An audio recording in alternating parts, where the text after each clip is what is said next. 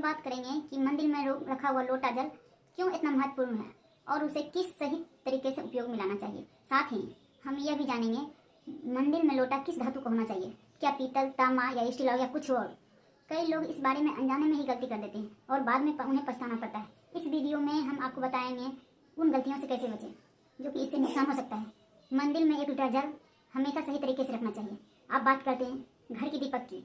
क्या आपको तांबे, लोहे, पीतल, स्टील की या मिट्टी का दीपक रखना चाहिए? सही दीपक चुनाव रखना चाहिए। घर में परेशानियां आ सकती हैं। अब हम बाती का भी चुनाव करेंगे, या कच्चा बत्ती या कच्चा कलावा का या सूती धागा का, किसको बत्तियों का उपयोग करें। इन छोटी छोटी बातों से शनि दोष, काल सर्वदोष या गरीबी जैसी समस्या हो सकती है। दोस्तों, यदि आप इस वीडियो को बीच में छोड़ना चाहते हैं तो आप अभी छोड़ सकते हैं, लेकिन कृपया भी ध्यान रखें, अगर लक्ष्मी माता का अपमान करते हैं ये आपके लिए शुभ नहीं होगा। अब बहुत से लोग ये सवाल पूछते हैं कि मुख्य द्वार पर जल छींटने का समय और स्नान के बाद करना चाहिए या बिना स्नान के किया जा सकता है। क्या झाड़ू लगाने से पहले जल छिड़कना चाहिए या बाद में? एक और सवाल जो हमसे पूछा जाता है वह है इसके दौरान मुख्य द्वार पर पेड़ की दुकान जब मुख्य द्वार पर जल चढ़ाएं उसे अंदर की तरफ से चढ़ाएं या बाहर की तरफ से चढ़ाएं। फ्लैट या किराए में रहने वाले पूछते हैं मुख्य द्वार पर दीपदान और जल छिड़कने का सही तरीका क्या है। आपको इस वीडियो में सही जवाब मिलेगा। सबसे पहले हम जान लेंगे कि घर के बाहर दीपक जलाने से क्या होता है। खासकर घर के बाहर दीपक जलाने से जो 5 बड़े फायदे होते हैं वह आपको चौंका सकते हैं। भगवान की पूजा में दीपक जलाने का महत्व तो सभी जानते हैं। हिंदू धर्म में देसी घी या सरसों का तेल का दीपक जलाना चाहिए, शुभ माना जाता है। लेकिन भगवान के सामने दीप जलाने से केवल पूजा करने का एक तरीका नहीं है, बल्कि घर का अंदर बाहर दीप जलाने से कई लाभ होते हैं। दीपक जलाने से न केवल सकारात्मक ऊर्जा होती है, बल्कि 5 फायदे होते हैं। आइए जानते हैं। नंबर 1, पृथ्वी से अंधकार दूर होता है। घर में दीपक जलाने से न घर का अंधकार दूर होता है, बल्कि यह नकारात्मक ऊर्जा को भी घर से बाहर करता है। जहाँ दीपक जलता है वहाँ सकारात्मक ऊर्जा का वास होता है। स्वाभाविक है कि जहाँ सकारात्मक ऊर्जा का प्रभाव होगा वहाँ भगवान का वास होगा। ठीक है, इसलिए शाम होने से पहले दीपक जलाना शुभ माना जाता है। तेल से जलने वाले दीपक का असर उसके बुझने का बाद भी आधे घंटे तक बना रहता है, जबकि शुद्ध देसी का घी का वातावरण 4 घंटे तक सकारात्मक रहता है। नंबर 2, दीपक जलाने का वैज्ञानिक लाभ। जब घर में घी या सरसों तेल का दीपक जलता है तो उसके धुओं से माहौल से सात्विकता आती है। यह धुआं हानिकारक कारक नष्ट करता है और वातावरण को शुद्ध करता है। नंबर 3, सुख समृद्धि का वास। जिस घर में भगवान के सामने दीप जलाया जाता है वह माता लक्ष्मी का कृपा बनी रहती है। ऐसे घर में सुख समृद्धि का वास होता है। दीपक को पूर्व दिशा से व्यक्ति का दीर्घ आयु होती है। पूर्व दिशा में रखने से दीपक को व्यक्ति का दीर्घ आयु होती है और उत्तर दिशा में रखने से धन की प्राप्ति होती है, धन का मतलब वृद्धि होता है। दीपक न घर के अंधकार को दूर करता है, बल्कि हमारे जीवन को भी प्रकाश की ओर ले जाता है। नंबर 4, बीमारियों को दूर भगाना। घर में दीपक जलाने से बीमारियों आसपास नहीं भटकते हैं। पारिवारिक सदस्यों को स्वास्थ्य लाभ होता है। खासकर अगर दीपक के साथ एक लौंग भी जलाया जाता है, इसका असर दोगुना ज़्यादा हो जाता है। ये त्वचा संबंधी बीमारियों को भी दूर करते हैं।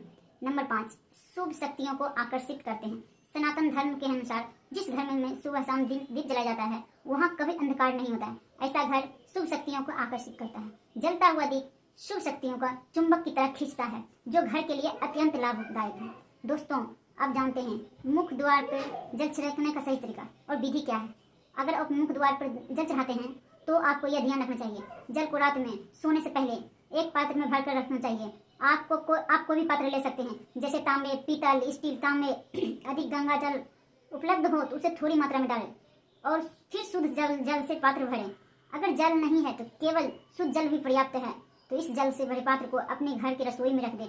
सुबह उठकर इस जल का छिड़काव अपने घर के मुख्य द्वार पर करें। मुख्य द्वार पर सुबह सबसे पहले छिड़का गया जल घर के सभी समस्याओं को दूर करता है। यदि आप नकारात्मक ऊर्जा या मानसिक परेशानी आर्थिक तंगी या वास्तु दोष से परेशान हैं तो यह उपाय आपकी मदद करेगा। रसोई में रखा जल मुख्य द्वार पर छिड़कने से आपको कठिन परेशानियां समाप्त हो सकती है। यह उपाय न केवल वस्तु दोष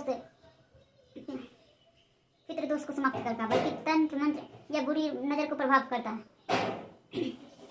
इस उपाय को नियमित करने से घर में सुख समृद्धि बनी रहती है और बीमारियों से मुक्ति मिलती है। आपको यह जल सूर्योदय से पहले मुख्य द्वार पर छिड़कना चाहिए।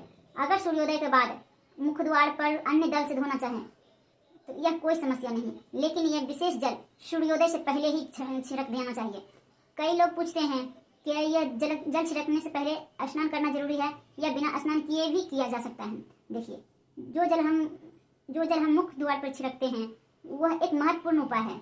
इसे स्नान करने के बाद करना आवश्यक नहीं है। सुबह जल्दी उठें, सुबह सबसे पहले रसोई में जाएं और पहले टोले रखे हुए जल मुख्य द्वार पर छिड़कें और जल छिड़कते समय अपने पितरों और माँ लक्ष्मी का ध्यान रखना जरूरी है। ऐसा कहा जाता है सुबह सुबह माँ लक्ष्मी हर घर के द्वार पर आते हैं। जिन घरों के द्वार खुले होते हैं और जहाँ जल का छिड़काव होता है वहाँ माँ लक्ष्मी प्रवेश करते हैं। जल छिड़कते समय अपने मन में माँ लक्ष्मी से प्रार्थना करें, हे माँ लक्ष्मी कृपया मेरे घर में प्रवेश करें, मैं आपका स्वागत करने के लिए तैयार हूँ। इसके बाद पितरों का ध्यान करें जो कि घर की दहलीज को, जब आप दहलीज पर जल छिड़कते हैं तो पितृ प्रसन्न होते हैं और उनका आशीर्वाद आपको मिलता है।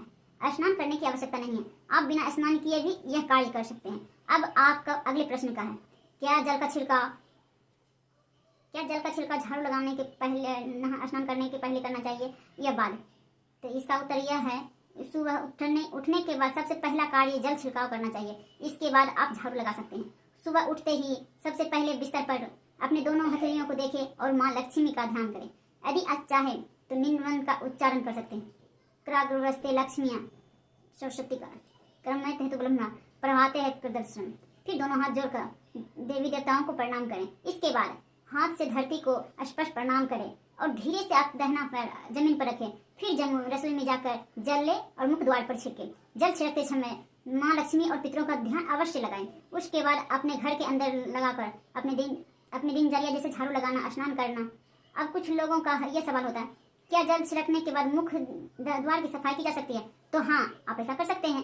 पहले रसोई में रखा हुआ जल मुख्य द्वार पर छिड़क सकते हैं। उसके बाद अधिक पानी लेकर मुख्य द्वार पर अच्छे से सफाई कर सकते हैं।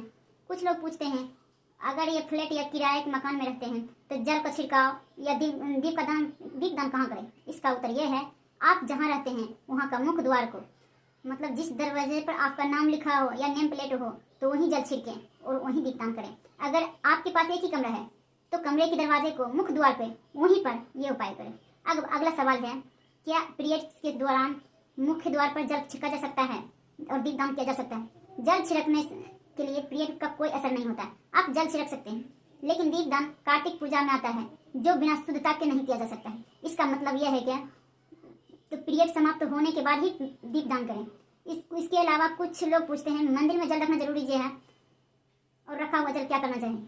शास्त्रों के अनुसार घर में एक लोटा जल रखना जरूरी है। जल ऊर्जा को संचित करता है। जब आप पूजा करते हैं, मंत्र जपते हैं या भगवान से प्रार्थना करते हैं तो इन सभी को पूजा उस जल में समाप्त हो जाती है। यही कारण है कि मंदिर में जल रखना आवश्यक है। सुबह के पूजा के दौरान एक लोटा जल मंदिर में रखें और दीपक जलाएं। यह अग्नि और जल के संतुलन का प्रतीक है। पूजा के बाद इस जल का प्रयोग शुभ कार्य में करें, जैसे पौधे में डालना या घर में छिड़काव करना। यह सकारात्मक ऊर्जा को बढ़ाती है। सुबह की पूजा के समय हम मंदिर में रखते हैं। अगली सुबह जब पूजा करने जाते हैं, सबसे पहले उस जल का उपयोग करें। आप पूरे घर में उस जल का उपयोग कर सकते हैं, क्योंकि यह सकारात्मक ऊर्जा से भाव होता है। इससे कई बीमारियां दूर हो जाते हैं और घर में नकारात्मक ऊर्जा प्रवेश नहीं होता है। अगर आप नियमित रूप से इस जल का छिड़काव करते हैं तो आपके घर की समस्याएं धीरे धीरे खत्म हो जाती हैं। कभी कभी लोग ये शिकायत करते हैं, दवाइयाँ असर नहीं करते हैं। ऐसे में दवाइयों के साथ साथ रोज इस जल से छिड़काव किया जाए तो दवाइयाँ जल्दी असर करेंगी। इसी तरह से अगर परिवार में कलह झगड़े रहते हैं, परिवार के सभी सदस्य थोड़ा थोड़ा पी सकते हैं। इससे धीरे धीरे सकारात्मक विचार का शुरू होता है और घर में शांति बने रहते हैं। अगर आपका कोई व्यापार है या दुकान है तो इस जल को छिड़काव वहाँ भी करें। यह आपके व्यापार को सफल बनाता है और किसी भी तरह की परेशानी से बचाता है, क्योंकि यह जल बेहद सकारात्मक ऊर्जा से। अब बात करते हैं मंदिर में जल क्यों रखा जाता है। जल को अमृत माना जाता है और यह देवी देवताओं के लिए विशेष महत्व रहता है।